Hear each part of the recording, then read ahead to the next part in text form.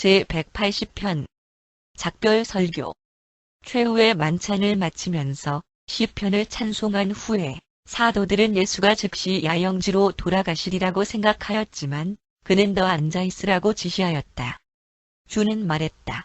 내가 돈 주머니나 전대도 없이 너희를 내보내면서 심지어는 여분의 옷도 가지지 못하게 하였던 때를 너희가 잘 기억할 것이다. 그리고 아무것도 부족한 것이 없었음을 상기할 수 있을 것이다. 그러나 이제는 너희에게 고난의 시대가 닥쳐올 것이다. 너희는 더 이상 군중들의 선한 뜻을 기대할 수 없을 것이다. 이제부터 돈 주머니가 있는 자는 그것을 지참하고 다니게 하라. 너희가 이 복음을 전파하기 위하여 세상으로 나아갈 때에는 최선이라고 생각되는 방향대로 너희가 도움을 받을 수 있도록 준비하라. 나는 평화를 주려고 왔지만 그것은 얼마 동안 나타나지 못할 것이다. 사람의 아들이 영광을 받을 때가 이제 이르렀으며 아버지께서 내 안에서 영광을 받으실 것이다. 나의 친구들아, 내가 잠시 동안 더 너희와 함께 있을 것이다. 너희가 곧 나를 찾으러 다니겠지만 너희가 지금은 올 수 없는 곳으로 내가 가기 때문에 나를 발견하지 못할 것이다.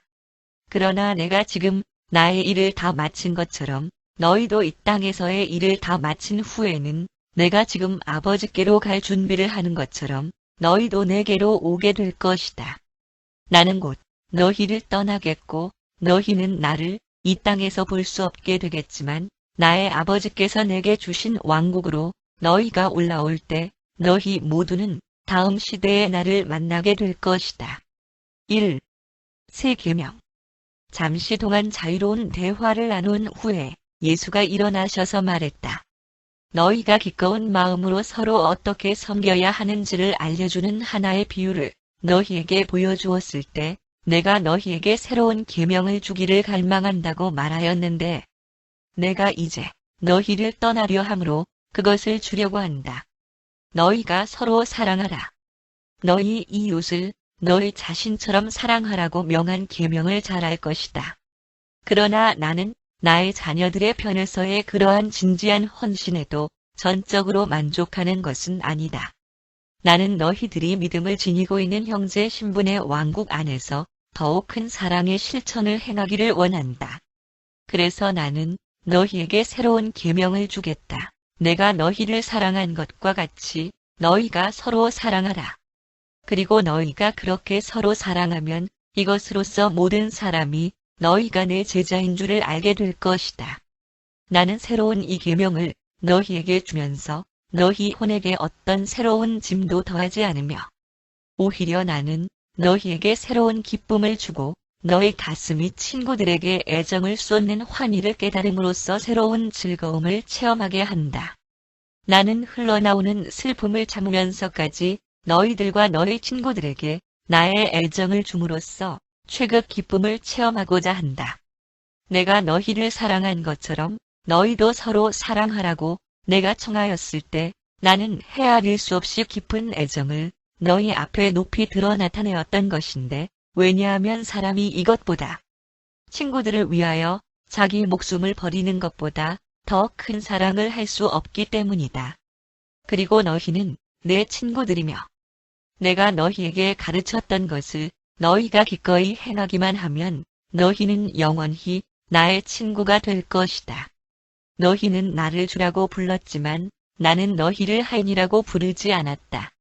내가 너희를 사랑하는 것처럼 만일 너희가 서로 사랑하기만 한다면 너희는 내 친구가 될 것이며 아버지께서 내게 나타내시는 것을 언제까지나 너희에게 이야기해 줄 것이다. 너희가 나를 선택하였을 뿐만 아니라 나도 또한 너희를 선택하였고 내가 너희들과 함께 살면서 아버지를 너희에게 나타냈던 것처럼 너희가 세상에 나아가 너희 친구들에게 사랑의 수고를 통한 열매를 맺을 수 있도록 내가 너희를 사도로 임명하였다. 아버지와 나는 너희와 함께 일할 것이며 내가 너희를 사랑한 것처럼 너희도 서로 사랑하라는 나의 계명을 너희가 오직 순종하기만 한다면 너희는 기쁨으로 거룩하게 충만해지는 것을 체험하게 될 것이다. 만일 너희가 주의 기쁨을 서로 나누고자 한다면 그의 사랑을 서로 나누어야만 한다. 그리고 그의 사랑을 나눈다는 것은 너희가 그의 섬김의 자세를 담는 것이다. 그러한 사랑의 체험이 이 세상의 어려움으로부터 너희를 구해주지는 않을 것이며 그것이 새로운 세계를 창조하는 것은 아니지만 그러나 틀림없이 옛 세상을 새롭게 변화시켜 줄 것이다. 명심할 것은 예수가 원하는 것은 희생물이 아니라 충성이다. 희생물의 의식에는 사랑 넘치는 봉사를 최극 기쁨으로 그렇게 만들게 하는 전심 어린 애정이 없다는 것을 뜻하는 것이다. 의무라는 관념은 너희가 하인의 마음에 있음을 뜻하며 그리하여 너희가 친구로서 그리고 친구를 위하여 봉사하는 막강한 전율을 체험하지 못함을 뜻한다.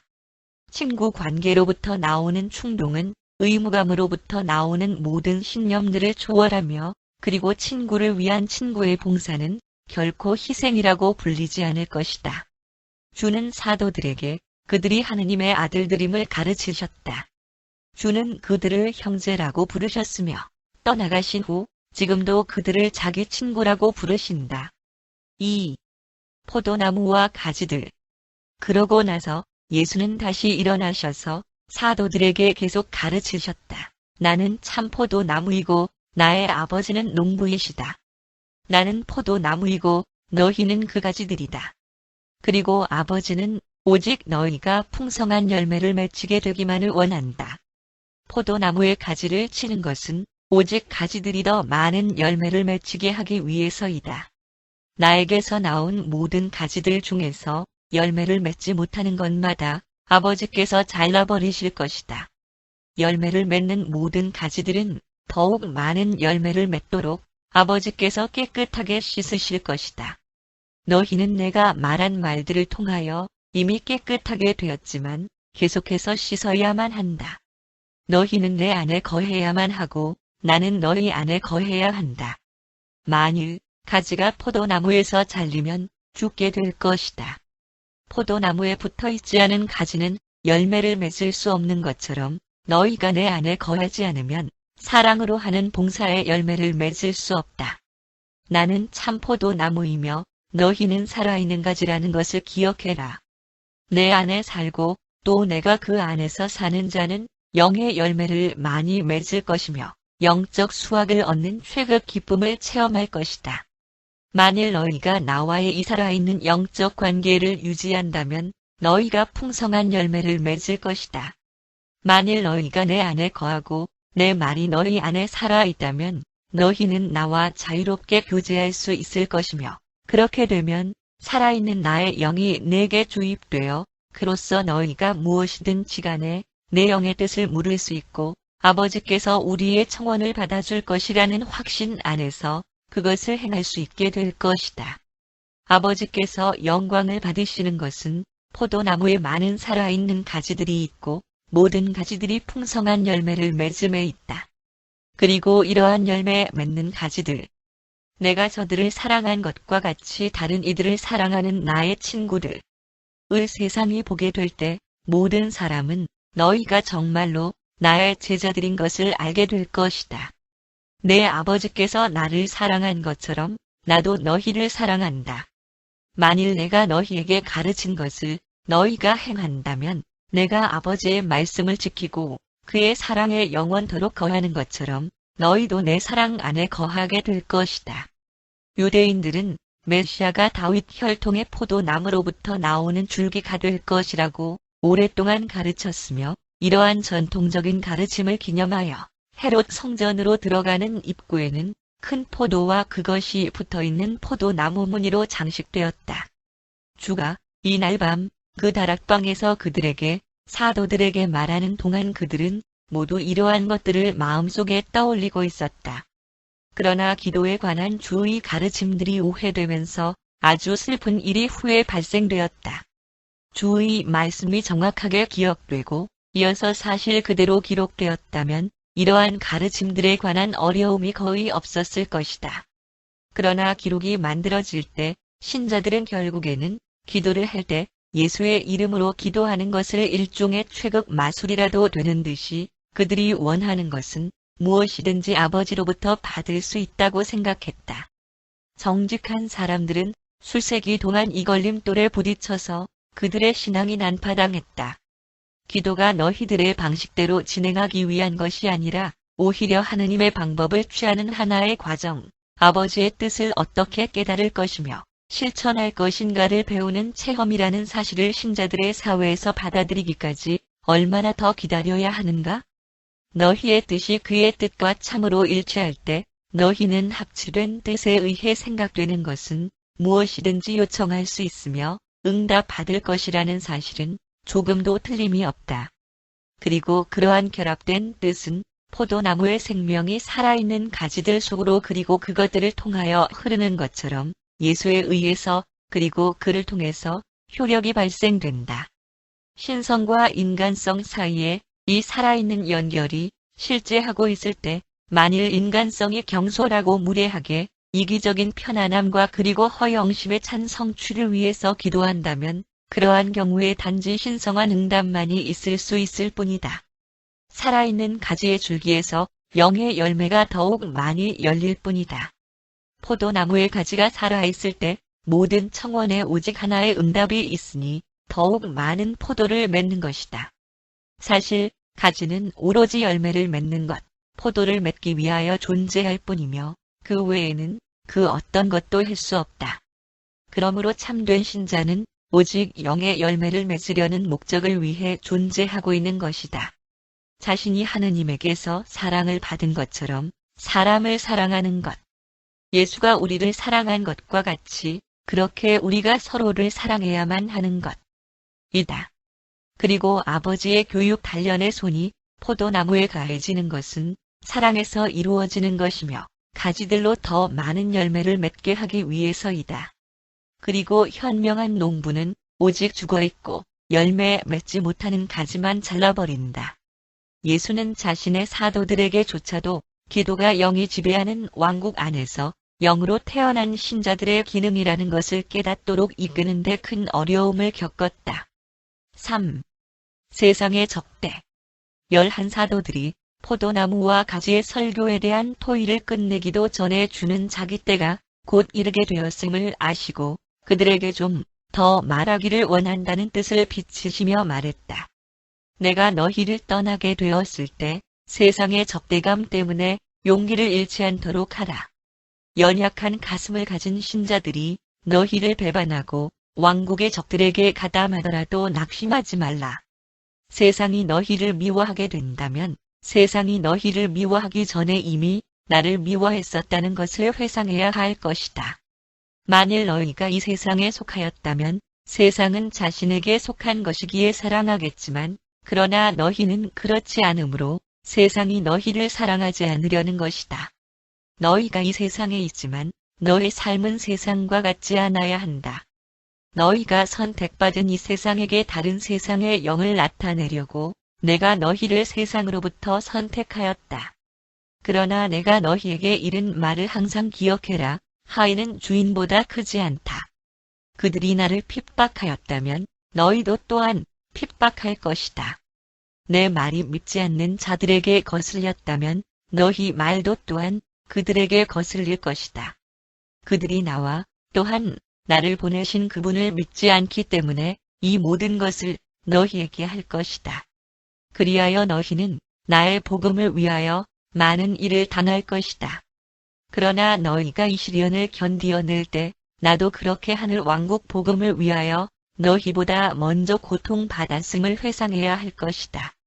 너희를 공격할 많은 사람들은 하늘의 빛에 대해 무지하지만 지금 우리를 박해하는 자들 중에는 그렇지 않은 사람들도 있다. 만일 우리가 그들에게 진리를 가르치지 않았다면 그들이 선고 판결에 떨어지지 않으면서 생소한 일들을 할 수도 있었겠지만 그러나 지금 그들은 빛을 알면서 감히 그것을 거절하였으니 그들은 자신의 태도에 대하여 아무런 변명할 말이 없다. 나를 미워한 자는 내 아버지를 미워한 것이다. 그렇지 않은 경우는 없다. 받아들인다면 너희를 구원하게 될 그 빛이 고의로 거부되었을 때 오직 그때에만 너희는 죄인이 될 것이다. 이 사람들이 그렇게 끔찍하게 미워하다니 내가 저들에게 무슨 일을 하였단 말이냐? 이 세상에서의 교제와 하늘에서의 구원을 그들에게 제안한 것 외에는 아무것도 없다. 그러나 성서에 아무 이유 없이 저들이 나를 미워하였다라고 기록된 것을 너희가 읽어보지 못하였느냐? 그렇지만 나는 너희들만을 외롭게 이 세상에 남겨두지는 않을 것이다. 내가 간 후에 내가 속히 너희에게 영조력자를 보낼 것이다. 그가 너희 무리들 속에서 내 역할을 대신할 것이며 너희에게 계속하여 진리를 가르치고 너희를 위로할 것이다. 너희는 가슴에 근심하지 말라. 너희는 하느님을 믿고 또한 나를 믿는 것에 계속 머무르라. 내가 너희를 떠날지라도 너희로부터 멀리 있지는 않을 것이다. 내가 너희에게 이미 말한 바와 같이 아버지의 우주 안에는 거할 곳이 많이 있다. 만일 이것이 참말이 아니라면 너희에게 그 장소에 대하여 거듭 말하지 않았을 것이다. 나는 이 빛의 세계들 장차 너희도 올라오게 돼 아버지의 하늘 안에 있는 장소들로 돌아갈 것이다. 나는 이들 장소로부터 이 세상에 왔으며 이제 위에 있는 구체들에서 내가 아버지의 일로 돌아가야만 할 시간이 왔다. 만일 내가 그렇게 너희 앞서 아버지의 하늘 왕국에 가면 이 세상이 존재하기 전에 하느님의 자녀된 필사자들을 위해 준비된 곳에서 너희가 나와 함께 있을 수 있도록 틀림없이 너희를 부르러 보낼 것이다. 나는 너희를 떠나야만 하지만 영으로 너희와 함께 현존해 있을 것이며 내가 이제 막 더욱 큰 자신의 우주에 계신 내 아버지에게로 가려는 것처럼 너희가 내 우주 안에 있는 내게로 올라왔을 때 너희는 결국에는 개인으로 나와 함께 있게 될 것이다. 너희가 그것을 충분하게 이해하지 못한다 할지라도 내가 너희에게 이른 말은 참되며 영속하는 것이다. 내가 아버지께로 가고 비록 너희가 지금은 나를 따라올 수 없지만 앞으로는 분명히 나를 따라오게 될 것이다. 예수가 자리에 앉으시자 도마가 일어나서 말했다.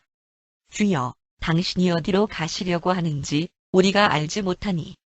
당연히 우리는 그 길을 알지 못합니다. 그러나 바로 오늘 밤 그 길을 우리에게 보여주신다면 우리도 따라가겠습니다. 도마의 말을 들은 예수는 대답했다. 도마야, 나는 길이요, 진리요, 생명이다. 나를 통하지 않고서는 어떤 사람도 아버지께 갈 수 없다. 아버지를 발견하는 사람은 누구든지 먼저 나를 발견한다. 만일 너희가 나를 안다면 아버지께로 가는 길을 아는 것이다.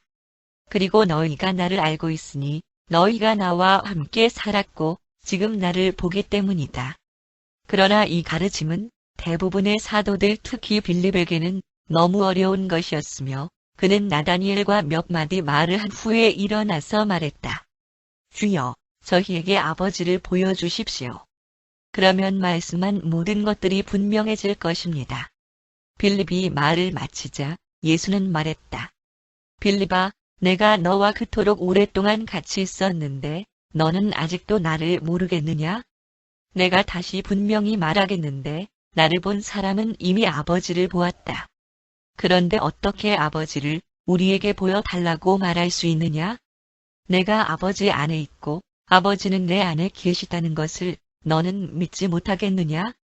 내가 전하는 말들은 내 말이 아니라 아버지의 말씀이라고 너희에게 가르치지 않았느냐? 나는 아버지를 대신하여 말하였고 나 스스로 말한 것이 아니다. 내가 이 세상에 있는 것은 아버지의 뜻을 행하기 위함이며 나는 그렇게 행하였다. 내 아버지는 내 안에 계시며 나를 통해 일하신다. 아버지께서 내 안에 있고 내가 아버지 안에 있다고 하는 내 말을 믿든지 아니면 내가 살아온 바로 그 일생을 보고 행한 일을 보고 나를 믿으라. 주가 기운을 차리려고 물을 마시러 옆으로 가자 11 사도들은 이 가르침에 대하여 열띠게 토론하였으며 예수가 돌아와서 그들에게 앉으라고 손짓했을 때 베드로는 긴 연설을 입 밖으로 내놓으려는 참이었다. 4. 약속된 조력자. 예수는 계속하여 가르치셨다. 내가 아버지께로 갔을 때 너희를 위해 이 세상에서 내가 한 일을 아버지께서 충분하게 승인한 후에 그리고 나 자신의 권역에 대한 최종 주권을 받은 후에 나는 나의 아버지께 이렇게 말씀드릴 것이다. 내 자녀들을 세상에 홀로 남겨두면서 그들에게 다른 선생을 보내주는 것이 저의 약속을 지키는 것입니다. 그래서 아버지께서 허락하면 내가 모든 육체에게 진리의 영을 쏟아 부을 것이다. 내 아버지의 영이 이미 너희 안에 있으니 그날이 되면 너희가 지금 아버지를 소유하고 있는 것처럼 너희가 나도 소유하게 될 것이다. 이 새로운 선물은 살아있는 진리의 영이다. 믿지 아니하는 자들이 처음에는 영의 가르침에 귀 기울이지 않겠지만 빛의 자녀들은 모두 그를 기쁘게 전심으로 받아들일 것이다. 너희가 나를 아는 것처럼 그가 올 때 너희는 영을 알게 될 것이며 너희는 이 선물을 너희 가슴 속에 받아들일 것이며 그는 너희와 함께 거할 것이다. 그리하여 너희는 내가 아무 도움과 인도함이 없이 너희를 떠난 것이 아님을 깨달을 것이다. 나는 너희를 외롭게 내버려 두지 않을 것이다. 오늘은 내가 오직 육신으로 너희와 같이 있을 수 있다. 앞으로는 너희들이 어디에 있든지 너희뿐만 아니라 나의 현존을 원하는 다른 모든 사람들, 각자와 동시에 함께 있을 것이다. 내가 떠나는 것이 더 유익하다는 것을 깨닫지 못하겠느냐? 내가 육신으로는 그렇게 너희를 떠나고 그로써 더욱 좋게 그리고 더욱 충만하게 영으로 너희와 함께 할 수도 있음을 깨닫지 못하겠느냐? 몇 시간 후면 세상이 나를 더 이상 보지 못할 것이지만 그러나 너희는 내가 새로운 선생, 진리의 영을 너희에게 보낼 때까지도 가슴속으로 여전히 나를 알 것이다. 내가 지금까지 직접 너희와 함께 살았지만 그때에는 너희 안에 살 것이며 내가 영의 왕국 속에서 너희들의 개인적 체험을 함께 나눌 것이다. 이것이 이루어지고 나면 내가 아버지 안에 있다는 것과 너희 생명이 아버지와 함께 내 안에 감추어져 있으면서 또한 내가 너희 안에 있다는 것을 분명히 알게 될 것이다. 나는 아버지를 사랑하였고 그의 말씀을 지켰으며 너희는 나를 사랑하였고 또 내 말을 지킬 것이다. 내 아버지가 그의 영을 내게 주신 것 같이 나도 나의 영을 너희에게 줄 것이다. 그리고 내가 너희에게 증여할 이 진리의 영이 너희를 안내하고 위로할 것이며 결국에는 너희를 모든 진리 안으로 인도할 것이다. 내가 아직 너희들과 함께 있는 동안 이 일들을 너희에게 말하는 것은 이제 곧 우리에게 닥칠 시험을 잘 견딜 수 있도록 너희를 준비시키기 위함이다. 그리고 새 날이 오면 너희에게 아버지뿐만 아니라 아들도 내주하게 될 것이다. 그리고 하늘에서 온 이들 선물은 아버지와 내가 너희들의 눈앞에서 한 개인 사람의 아들로서 일하였던 것처럼 서로 하나가 되어 일할 것이다. 그리고 친구인 영은 내가 너희에게 가르친 모든 것들이 너희에게 생각나게 할 것이다. 주가 잠시 동안 말씀을 멈추시자 유다 알페오는 이때 자신과 그의 형제가 예수께 공개적으로 일찍이 말한 몇 안 되는 질문 중에 하나를 대담하게 던졌다. 유다가 말했다. 주여, 당신은 항상 친구처럼 우리와 함께 지냈습니다. 영으로 하신다는 것을 지켜두고 당신이 더 이상 우리에게 자신을 드러내지 않으시면 우리가 어떻게 당신을 알아볼 수 있습니까? 만일 세상이 당신을 보지 않으면 우리가 어떻게 당신에 관하여 확신합니까? 어떻게 우리에게 당신을 보여주시겠습니까? 예수는 그들 모두를 내려다보시고 미소를 지으시며 말했다. 얘들아, 나는 이제 떠나가서 아버지께로 돌아갈 것이다. 너희가 이곳에 있는 동안 육체적으로는 나를 잠시 동안 보지 못할 것이다. 얼마 안 있어서 내가 내 영을 너희에게 보낼 것이래. 이 물질적 육체를 제외하고는 나와 똑같을 것이다. 새로 오는 이 선생이 너희 각자와 같이 가슴 속에서 살게 될 진리의 영이며 그로써 빛의 자녀들이 하나가 되고 서로 가까워질 것이다. 그리고 바로 이 방법으로 내 아버지와 내가 너희들 각자의 혼 속에서 살 수 있고 그리고 또한 내가 지금껏 늘 너희를 사랑하는 것과 같이 다른 사람을 사랑하는 자신들의 체험으로 그러한 진정한 사랑을 만들면서 우리를 사랑하는 다른 모든 사람들의 가슴 속에서 살 수 있다. 유다 알페오는 주의 말씀을 충분히 납득하지는 못하였지만 새로운 선생에 대한 약속을 파악하였으며 자신의 질문이 만족한 답변을 얻었다는 것을 안드레의 얼굴 표정에서 눈치챘다. 5. 진리의 영.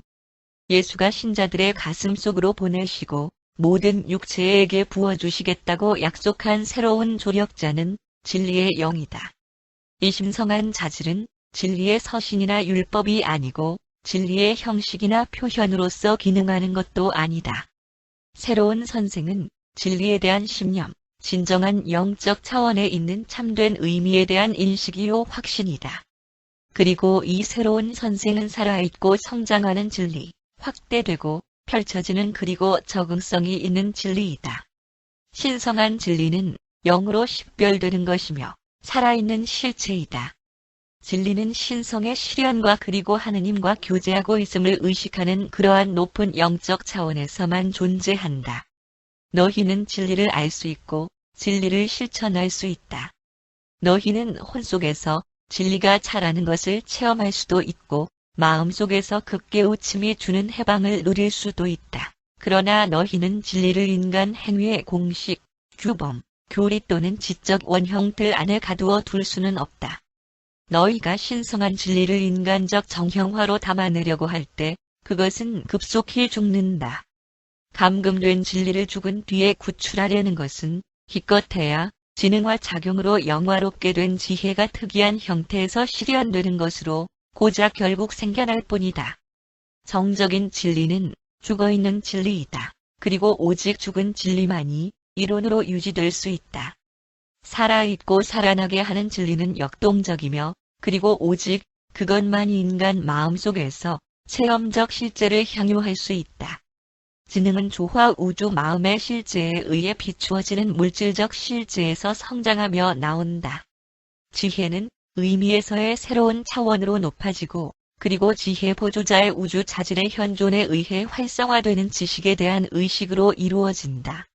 진리는 오직 우주 인식의 초물질 차원에서 기능하는 존재, 그리고 진리를 깨달은 후에는 활성화된 영이 그들의 혼 속에 거하고 군림하도록 허락하는 존재인 그러한 영이 수여된 존재에게만 체험되는 영적 실제 가치이다.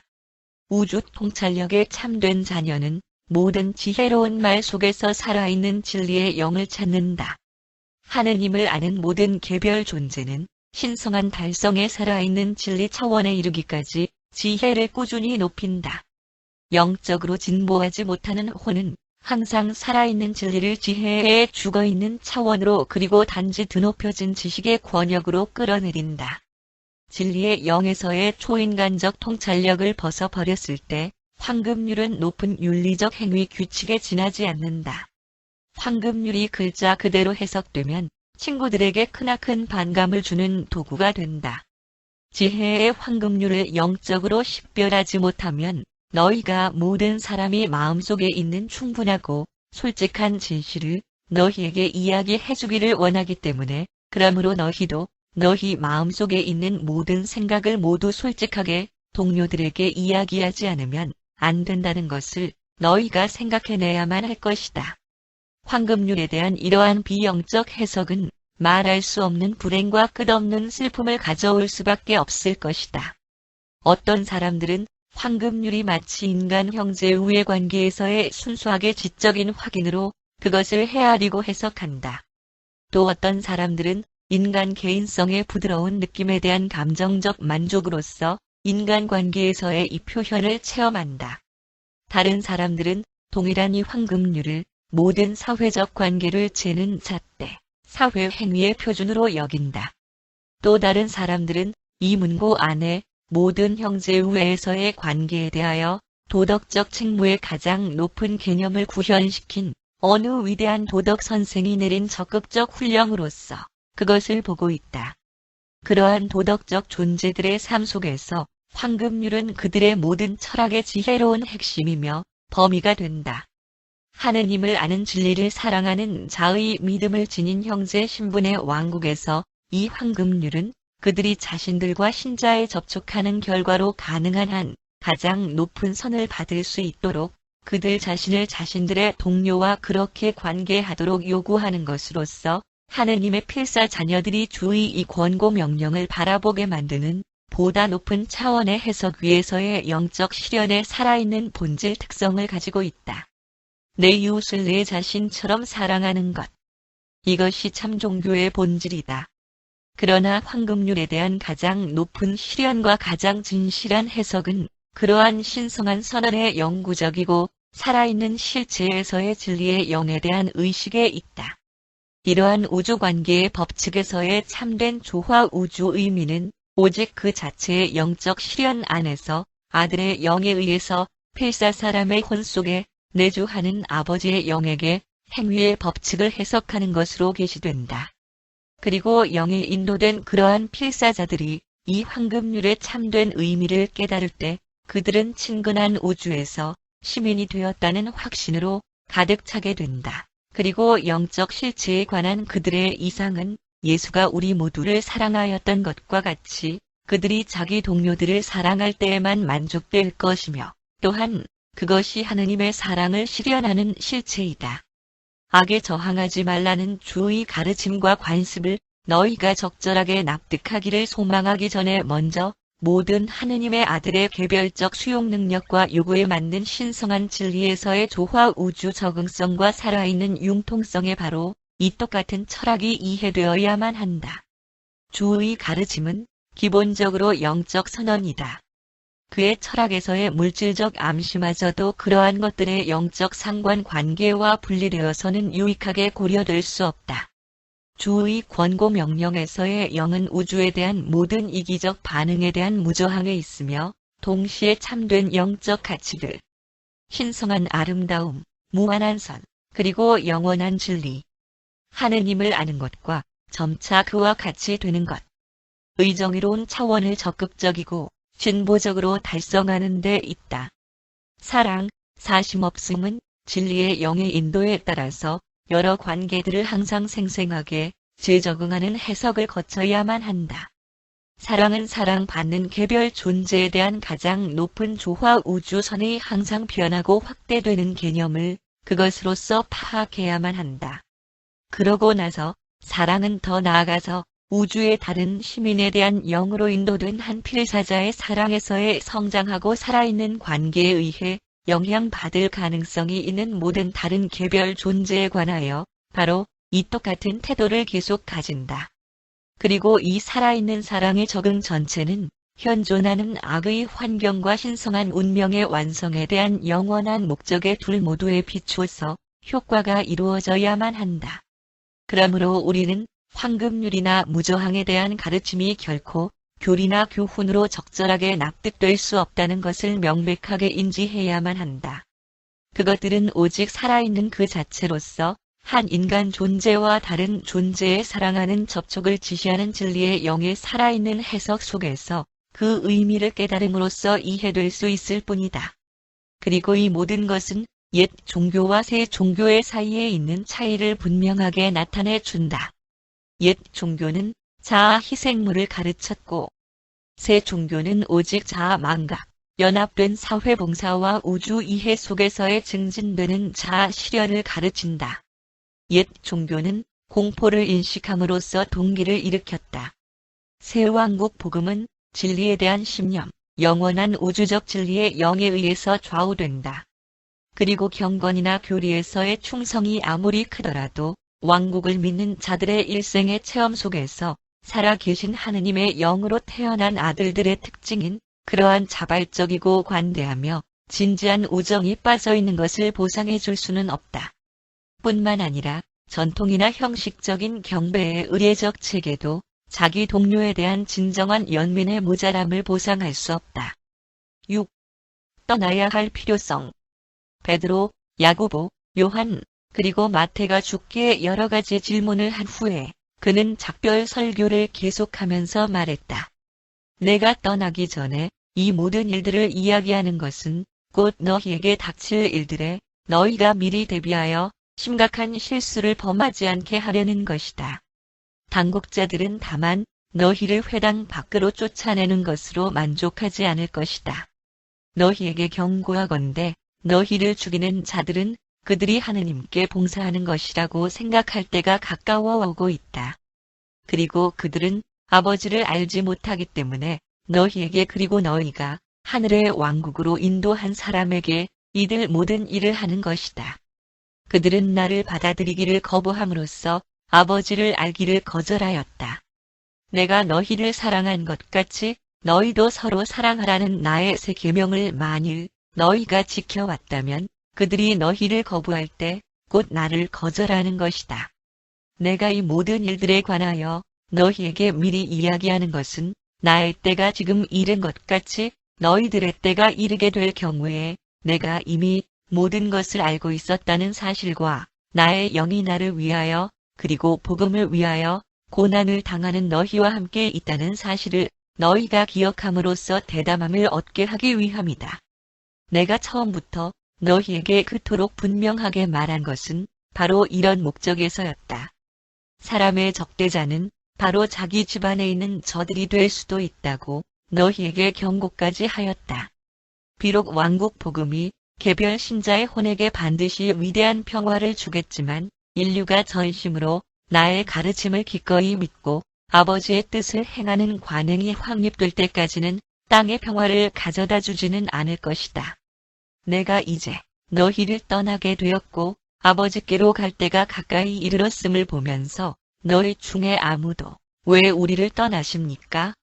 라고 묻지 않는 것에 대해 내가 의아하게 생각한다. 그럼에도 불구하고 나는 너희가 그러한 질문을 가슴속으로 하고 있음을 안다. 친구로서 친구에게 내가 너희에게 분명하게 말하겠다. 내가 가는 것이 너희에게는 참으로 유익하다. 내가 가지 않으면 새로운 선생이 너희 가슴 속에 오지 못할 것이다. 나는 내가 이 영 선생을 너희 혼 안에 살고 너희 영을 진리 안으로 인도하도록 보낼 수 있기 전에 이 필사 몸을 벗고 높은 곳에서 내 자리가 회복되지 않으면 안 된다. 나의 영이 너희 안에 거하려고 올 때 그가 죄와 정의의 차이를 비춰줄 것이며 너희가 그것들에 관하여 너희의 가슴 속에서 지혜롭게 판단하도록 할 것이다. 내가 너희에게 말할 것이 아직 많이 있지만 너희가 지금은 더 이상 받아들일 수 없다. 그렇지만 진리의 영이 오면 너희가 내 아버지의 우주 안에서 여러 거처를 지나는 동안 결국에는 그가 너희를 모든 진리로 인도할 것이다. 이 영은 자신에 대하여 말하지 않을 것이나 아버지께서 아들에게 계시했던 것을 너희에게 선언하고 다가올 것들도 너희에게 보여줄 것이다. 내가 내 아버지를 영화롭게 한 것처럼 그가 나를 영화롭게 할 것이다. 이 영은 나에게서 솟아나고 나의 진리를 너희에게 계시할 것이다. 아버지께서 이 권역에서 소유하는 모든 것이 지금 나의 것이다. 그러므로 이 새로운 선생이 내 것을 취하여 그것을 너희에게 계시할 것이라고 내가 말하는 것이다. 조금만 있으면 나는 잠시 너희를 떠날 것이다. 그 뒤에 너희가 나를 다시 볼 때 나는 이미 아버지께로 가는 도중에 있을 것이며 그래서 그때에도 너희가 나를 보는 것은 오랫동안이 아닐 것이다. 그가 잠시 말을 멈추시는 동안 사도들은 서로 이야기했다. 우리에게 한 이 말씀이 무슨 뜻인가? 조금만 있으면 너희를 떠날 것이다 라고 하고 너희가 나를 다시 보게 되어도 그것이 오랫동안이 아니니 내가 아버지께로 가는 도중이기 때문이다. 라고 하였는데 조금 있으면 이라는 것과 오랫동안이 아니라는 말씀은 무슨 뜻인가? 무슨 말씀을 우리에게 하려는지 납득할 수 없다. 예수는 그들이 이렇게 묻는 것을 아시고 말했다. 조금 있으면 내가 너희와 함께 있지 않을 것이고 너희가 나를 다시 보게 되었을 때 나는 아버지께로 가는 도중에 있을 것이라는 내 말이 무슨 뜻인지에 대하여 너희들끼리 물어보느냐? 사람의 아들이 반드시 죽어야 하지만 부활하게 될 것이라고 너희에게 분명히 말하지 않았느냐? 너희는 내 말의 의미를 깨닫지 못하겠느냐? 너희가 처음에는 슬퍼하겠지만 나중에는 이 일들이 이루어진 후에 그것들을 납득하는 많은 사람들과 함께 너희가 기뻐하게 될 것이다. 한 여인이 아이를 낳게 되었을 때 산통으로 괴로워하겠지만 일단 아이를 낳고 나면 한 아이가 세상에 태어났음을 알고 기뻐하여 고통을 곧 잊게 된다. 마찬가지로 너희는 내가 떠나가는 것에 대해 슬퍼하게 되겠지만 내가 곧 너희를 다시 만날 것이고 그렇게 되면 너희 슬픔은 기쁨으로 변하고 어느 누구도 너희에게서 빼앗을 수 없는 하느님의 구원에 대한 새로운 계시가 너희에게 이루어질 것이다.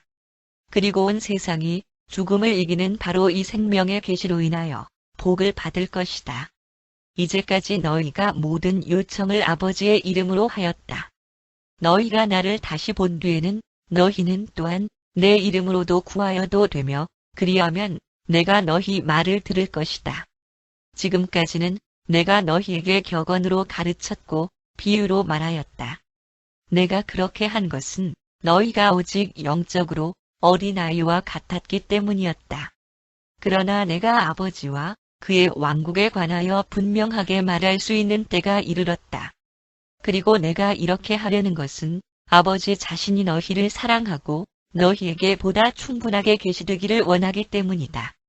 필사 사람들은 영이신 아버지를 볼 수 없다. 그렇기 때문에 창조된 너희 눈에 아버지를 보여주기 위해서 내가 이 세상에 왔다. 그러나 너희가 영성장 안에서 완전해지게 되면 너희가 아버지 자신을 볼 것이다. 그의 말씀을 들은 11사도들은 서로 말했다. 보라, 그가 우리에게 분명하게 말씀한다. 주가 하느님으로부터 오신 것이 분명하다. 그렇지만 자신이 왜 아버지께로 돌아가야만 한다고 말하는가? 그리고 예수는 그들이 아직도 깨닫지 못하고 있는 것을 보셨다. 이 11사도들은 메시아에 대한 유대인의 개념에 오래 젖어온 그들의 관념에서 떠날 수가 없었던 것이다. 그들이 예수를 메시아로 믿으면 믿을수록 이 땅의 왕국이 영광스럽게 물질적으로 승리하는 것으로 여기는 깊은 뿌리 박힌 개념은 갈수록 더욱 문제가 되었다.